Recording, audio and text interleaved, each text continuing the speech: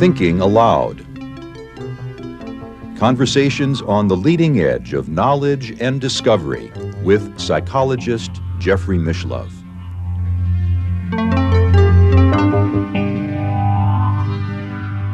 Hello and welcome. I'm Jeffrey Mishlove. Today, we'll be exploring what theology might look like in the coming millennium. My guest is Peter B. Todd. Regular viewers will remember an interview with him not long ago talking about his own near-death experience. In addition, he is a Jungian-oriented psychotherapist practicing in Sydney, Australia, and he is the author of The Individuation of God, Integrating Science and Religion. And now I'll switch over to the internet video. Welcome, Peter. It's a pleasure to be with you once again. It's a great pleasure to be with you once again, to be communing with somebody who has so many similar feelings about the world and about the divine. I think that's correct, Peter. I think we do. I suspect that you are a fellow mystic. I can't claim to have had a lot of profound mystical experiences, at least not in this lifetime, but I feel a great affinity for those who have. Mm-hmm. I'm especially interested in, I really am, in the idea of a theology for the next millennium, because it seems to me that these days, probably for the last 300 or 400 years, if not longer, there's been a terrible schism between science and religion. It's as if one of my colleagues maintains that at the Council of Trent, I think it was in the 17th century, the scientific world and the religious world sort of agreed that they would operate in separate domains, that the religion would incorporate within itself everything having to do with consciousness, and science could explore the physical world. And it seems to me that we're ready now for a reunification of these things. I expect it'll be a very long process. It'll probably take hundreds of years for this theology to come together completely. But I noticed in reading your book, The Individuation of God, that you've put many of the pieces, you've sort of lined them up as in terms of what such a theology could look like. Mm-hmm. For example, you emphasize the idea of quantum computing taking place at the cellular level, that it's quite possible that microorganisms have already solved the problem that universities all across the world are working on right now, how to build a quantum computer. Absolutely.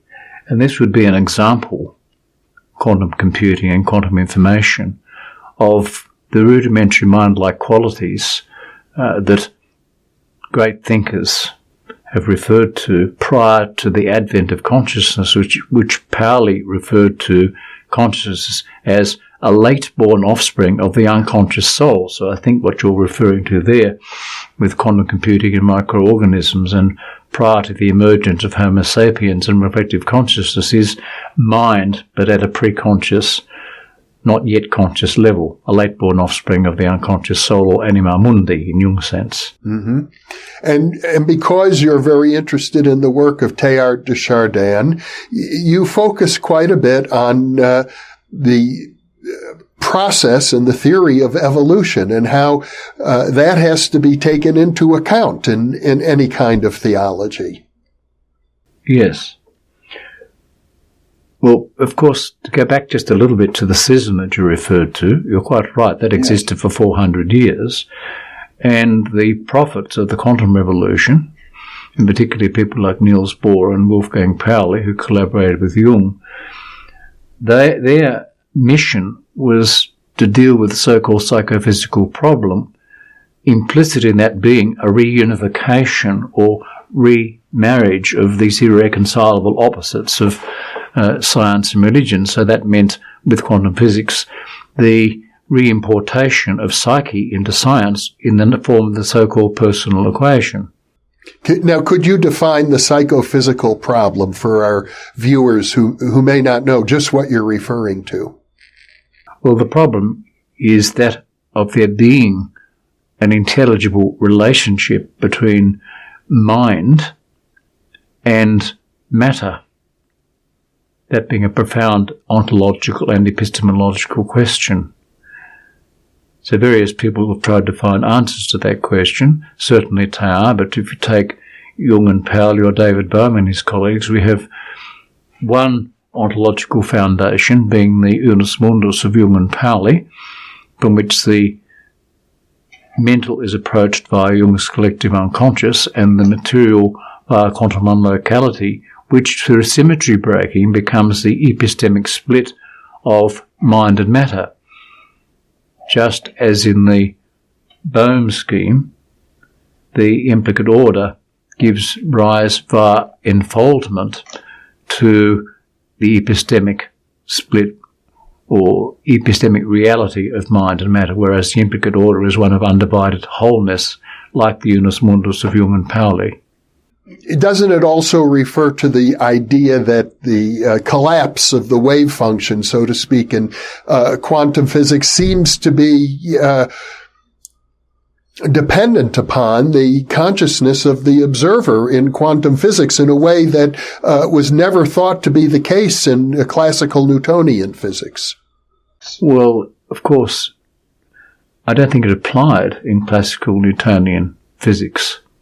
That now is regarded as a limiting case in a much more overarching theory of physics, which includes the quantum revolution. But since the quantum revolution, it's been no longer possible, of course, to keep the psyche excised or consciousness removed from this scientific enterprise, and it was baptized personal equation by Jung and Pauli. I am under the impression, though, that even today in the physics community, there are many physicists who reject the Copenhagen interpretation of the importance of consciousness and the collapse of the wave function, and are trying to imagine a physics of the future that does not require consciousness. I wrote in one of my papers, in an answer to that precise question, that I think a lot of those scientists are still adhering to the religion or doctrine of metaphysical materialism, and any notion of mind or psyche being incorporated into science is to them heresy and anathema, because it conflicts with their religious devotion, as Jung would say, to the religion of metaphysical materialism.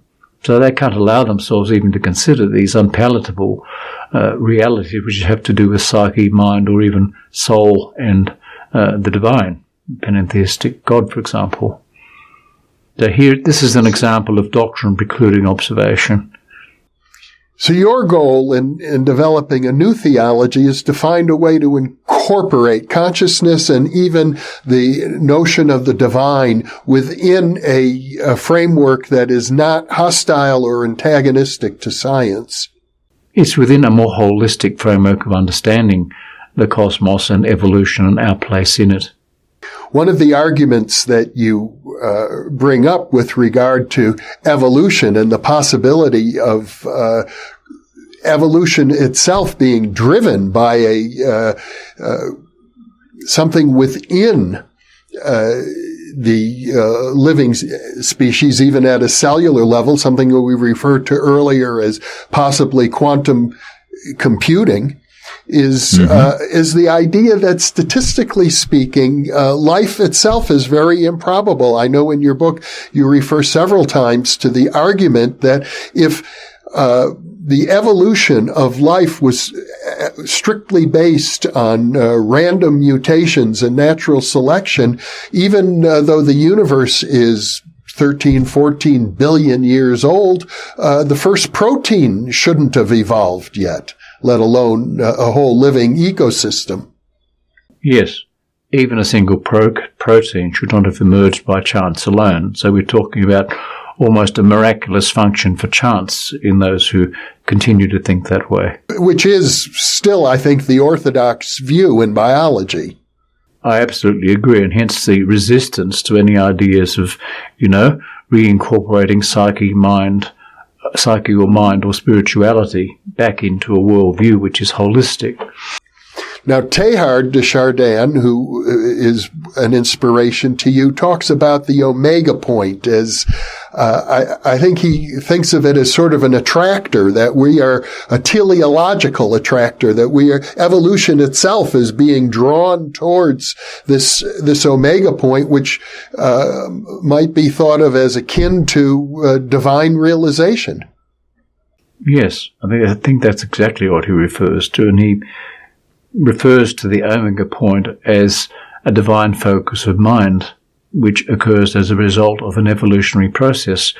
Now, I'd like to make one additional comment here. The eminent evolutionary biologist Julian Huxley, in his glowing endorsement of Teilhard's book, The Phenomenon of Man, wrote that Teilhard had introduced a new psychosocial or cultural evolution in place of the purely biological one, and that through Teilhard's work, human beings have become business managers for the future of the whole of cosmic evolution. So here's an example of us not just being spectators, but actors in the great drama of creation and cosmogenesis. The term noosphere developed by Teilhard, earlier we compared it to Jung's collective unconscious, but it would also, I think, include all of conscious human culture as well. Absolutely. Absolutely. We act upon the world through our endowment with reflective consciousness. Actors, not spectators, as I may have said a little earlier. In other words, we are participating in the evolutionary process by virtue of our culture. Yes. We're active participants or active concelebrants in the emergence of culture with God, co-creating with God, if you like, co-evolving with God. And another person who seems to have been an inspiration to you, the physicist David Bohm, who talks about the implicate order. And I think it's Bohm who also went a little further and said that human beings represent a mirror to the universe, reflecting back so that the universe can come to understand itself. Yes. David Bohm's comment, I think, if I can remember it accurately, was that consciousness is the mirror the universe has evolved to reflect upon itself and in which its very existence is revealed. And he wrote about, as you know, human beings participating in a mind indefinitely beyond that of the human species as a whole. Well, although he probably didn't have a language, he might as well have been referring to the collective unconscious of Carl Jung or Teilhard's noosphere. What you're proposing then in terms of a theology is that there's an aspect of the divine within each human being, that in effect our consciousness is like a spark of the divine fire. Yes. We carry the divine fire, which breathes life into the equations of quantum physics, within us, as in Jung's terms, the God archetype or the unconscious imago Dei. And the very fact that we are capable of imagining imago Dei, imagining it, the image of the Godhead is a way that connects us in a deep sense, deeper probably than most people are ever conscious of, with what I would call actual God. Well, indeed, yes, and I'm very much enthralled by Roderick Main's notion of, stated in Latin first, there being a deus implicitus, that is implicit in cosmology and evolution, which becomes a deus explicitus, explicit, in and through the consciousness of reflectively conscious human beings. So that God is very much immanent and within us and yet transcending us. There's something more, as Roderick Main would say, and that's something more for Roderick, and I agree with him, was Jung's notion of the Transcendent God Archetype, which transcends space, time, and causality. And I suppose culture, because right now it strikes me that when you talk about theologies, we have, Western culture, Eastern culture, Islamic culture. They all subscribe to different images of the deity, but those images are culture bound. And if one wishes to develop a theology which would be consistent with science, it has to pay much more attention to logic and empirical evidence than to culture. Yes, I agree with you. And as Jung put it, the divine cannot be known through empiricism and reason alone. There is something left over, something transcendent, something mysterious, which perhaps we shall never fully understand in our finiteness. Which is a limit of all theology. Yes. And taking what you were saying about the different theisms or faith traditions, including those of the East, I suspect that the important common factor there, apart from the philosophies and the theological ideas or systems of belief erected as these religious systems of thought, is the mystical experience itself, which, if you read the accounts of the mystics from both East and West, as Jung did, are extraordinarily similar, almost uncannily so. They all seem to be describing essentially the same experience of the unio mystica or union with the divine. I think that the belief systems of various religious traditions are like the tip of the iceberg in relation to the whole, and the foundation of all of them is the mystical union with the divine. Peter, I'm under the impression that amongst academic scholars of mysticism, strongly influenced by the postmodern tradition in philosophy these days, deconstruction, they tend to reject the idea that the mystics of each culture are describing the same thing. In fact, they go so far as to say, we don't even know what they were describing because they're using language which was peculiar to them, describing something ineffable that we don't really understand. So most postmodern scholars of mysticism seem to be of the view that every mystic is describing something different, that we live in what William James called a pluralistic universe, and they reject the Aldous Huxley's notion of or Houston Smith's notion of the perennial philosophy. I suspect that a lot of these contentious ideas about the nature of the mystical are from people who probably haven't read Jung and his description of the mystical experience, all 20 volumes of it. They haven't read Teilhard de Chardin or people like Roderick Mayne, and that they are probably still consciously or unconsciously affected by the scourge of metaphysical materialism in their critique. They have their own religion or belief system, even if it's a materialistic one and one that's rather dismissive of mystical experience. I mean, one only has to exert the intellectual discipline and to read the accounts of the mystics from East and West, which Jung had and I have as well, to actually see those similarities for oneself. One actually has to read the sources, what the mystics themselves have both said and written. I did have the opportunity to interview one of these new scholars engaged in the field of transpersonal psychology. And I'm under the impression that a lot of what inspired him to take a more pluralistic view is the idea that shamans and indigenous people develop a mysticism which is sort of nature-based, the idea of, our unity with all of nature, and that that was very different than the kind of mysticism where people talk about unity in God and somehow God is higher and above nature. I don't think God is anywhere to be found, not even in heaven, as Wolfgang Pauli has put it. I mean, the experience of the Transcendent God Archetype is one that transcends space, time, and causality. Jung and Pauli believed, and Teilhard did, and so do I. At the same time, I know you're very concerned about the evolutionary process and our relationship to nature. Absolutely. And I think what you were saying, just to refer back to the comment that you made about indigenous cultures, I suspect that there are human groups in the world who are to be highly valued for their traditions, and we should be hearing them.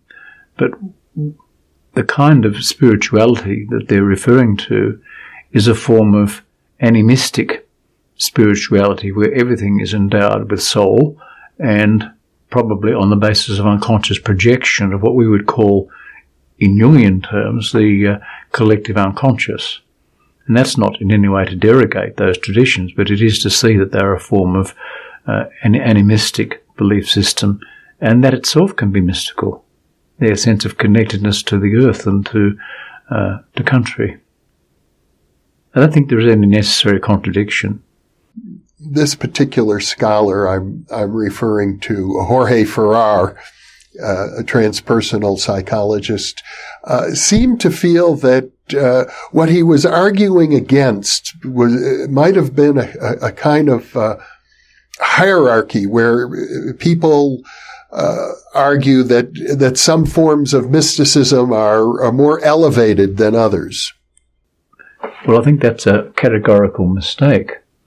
If one's had a mystical experience, from whatever cultural background, whether European or indigenous or whatever, it's the actual mystical experience itself that is important, and I think that's where we find the expression of the archetype. Now, if there is an God archetypal basis to mystical experience, that's going to be manifest in the consciousness of different cultures and of indigenous people as well. They just have different languages to describe essentially the same experience.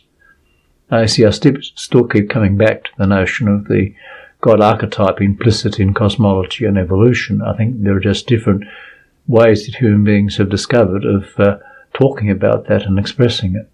I think it was in our previous interview, you pointed out that Jung said it's not possible to distinguish between the archetype of God and an actual God.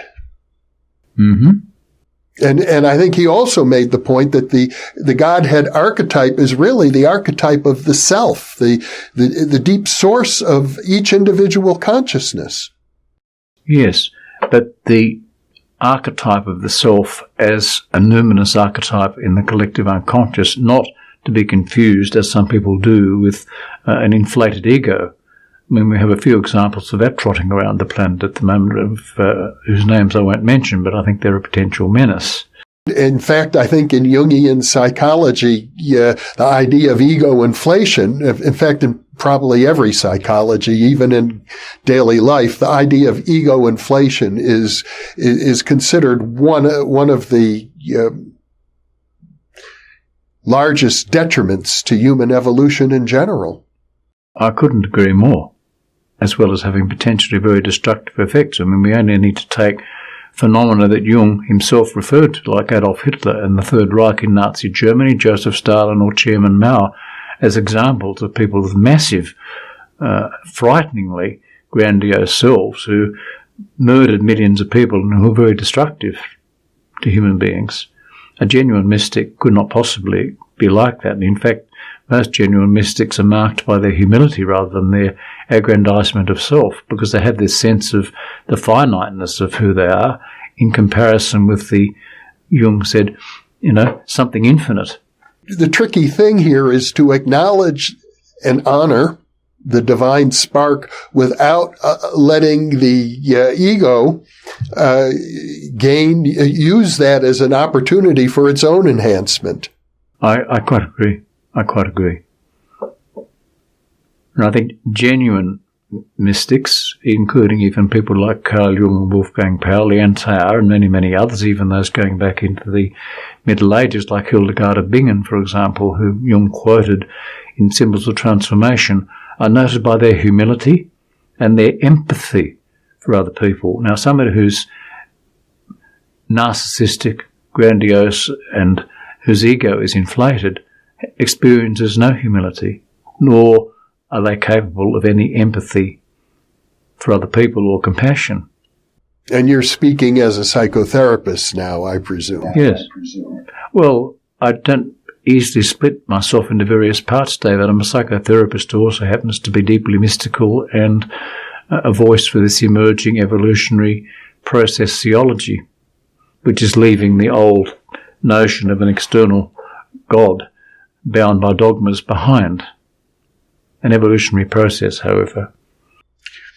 And you also focus on a term, entheogenic. Am I saying it correctly? Yes. I think that's a word for the divinization of the world and the cosmos. I mean, as you know, theos is the Greek word for God. So you would say that we're going through a process of divinization. Co-creative divinization, yes. The fact, I suppose, that probably 1 million people or more have now had an actual death experience, such as yourself, and have been revived from it, is one example of that? Yes. And, of course, what's really notable, and I know you've interviewed people like Peter Fenwick who've had a lot of experience as neuropsychiatrists with people who've had actual death experiences. What's notable is that none of them is stark raving mad. They're quite sane. Because there have been a lot of attempts to discredit NDEs on the basis of, they must have some neurodegenerative disorder or be crazy.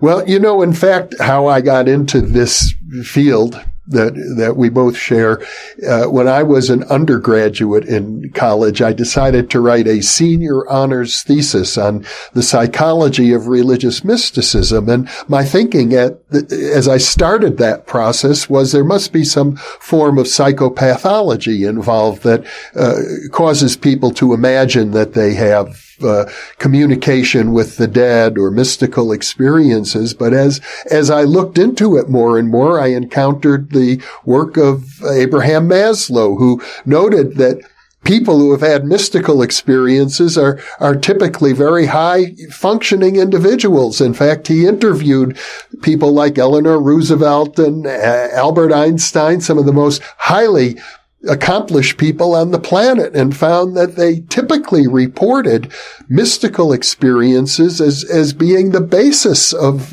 their careers and their life choices. Yes, well, as you know, Jeff, Abraham Maslow, in writing about self-actualizing people, he did a lot of research into them, did make that comment that whilst being perfectly sane, most of them did have some sense of mystical experience or connection with something beyond themselves, something transcendent. Yeah. They certainly weren't insane, nor did they have craziness imputed to them, as some people did. That's why we hid our ideas in these schools of radical behaviorism. I mean, those ideas were forbidden.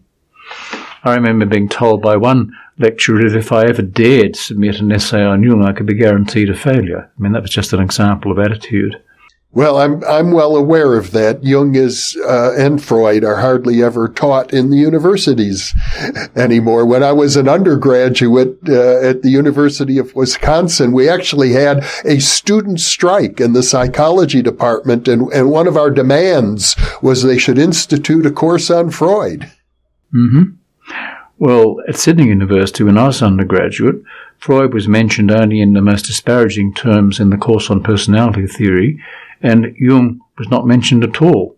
And under the impression, in spite of the vast influence, Jung and Freud are two of the most influential thinkers of the 20th century, they're still largely excluded from academic discussions. A prophet is not without honour except in his own country. I would see Jung and in a way Freud, but particularly Jung and Pauli and David Bohm and Teilhard de Chardin as being prophetic voices in many ways, or if you like, conduits for the unconscious expressing itself in the world. You make a big point of the convergence of depth psychology and quantum physics these days, and not just quantum physics, but all of modern physics as well. I know it's a burgeoning field. And you're suggesting that a new theology will honor that convergence rather than to try and sweep it under the rug? You see, I think with the gradual collapse of religious institutions and the demise of the old dogmatic theologies based upon ideas of the immaterial universe, these old theologies are being replaced by a now emerging evolutionary and pantheistic theology, which I've already referred to, and championed by people like Roderick Maynard Essex, as they were indeed by Jung and Pauli and David Bohm and his disciples. One of the other strong features of the theology that you're developing is dual aspect monism, the idea that we discussed in our first interview of that neither mind nor matter is reducible to the other, but they both represent aspects of an underlying reality that Jung would have called unus mundus. Yes. Well, mind and matter are both necessary and mutually exclusive, though irreducible to one another, and emerge by symmetry breaking in Jung-Pauli's scheme from an underlying unus mundus, from which, however, it's said that the mental is approached by Jung's collective unconscious and the material by quantum non-locality. And I think I said in the first interview as well that David Bohm's implicate order is essentially a restatement of the same principles.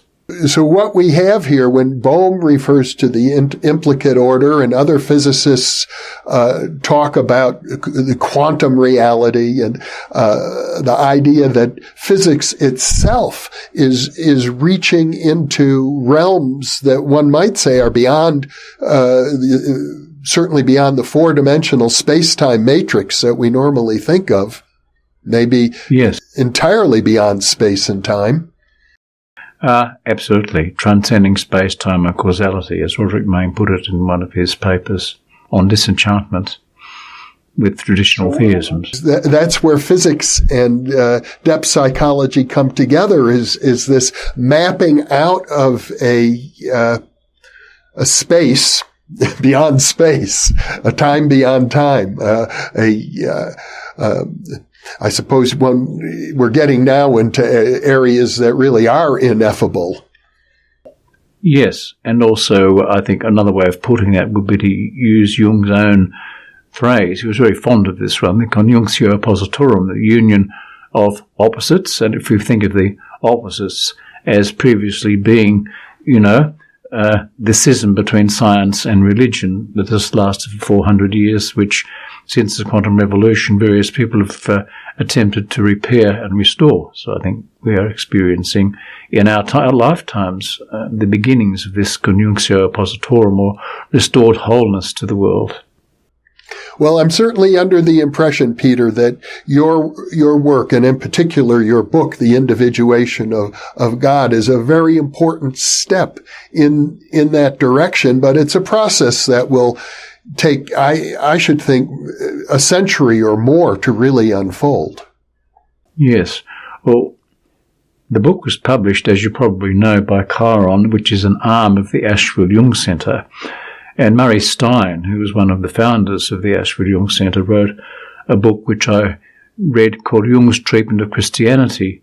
And in the penultimate chapter of that book, Murray Stein quotes Jung as having a conversation with one of his peers, whose name I can't recall at the moment. But Jung's idea was that the emergence of the new religion of which he was laying, he actually said, I am one of the ones laying the foundations. This would take about 300 years. Now, this is back in Jung's time when he was writing of that process requiring several centuries to be completed. To me, that's a realistic expectation, especially frankly, as I think of your life. And, you were a young man and were asked to go through conversion therapy. Aversion therapy, actually. Painful electric shocks, chemical castration, and other horrors. So you have seen a lot of social evolution around that particular issue in your lifetime. I've seen a lot, and I've attempted to be an agent in bringing it about within my own limited resources. Well, and you're going much further now than just dealing with issues concerning sexuality and gender. You're really looking at the depths of the human soul, which frankly seems quite appropriate to me. I agree. It's about what it is to be human and to be connected to the anima mundi, to have soul and connection with a numinous reality within and beyond ourselves. Peter, Todd, this has been a joyful conversation, truly, a very optimistic one. I want to thank you for being with me and encourage our viewers to take a look at your book, The Individuation of God. I see it as a very hopeful exploration that will be of great importance as we move forward. Thank you very much, Jeffrey, and I believe that realistic optimism and contributing creatively to the world rather than being destructive is one of the aftermaths or after effects of the NDE.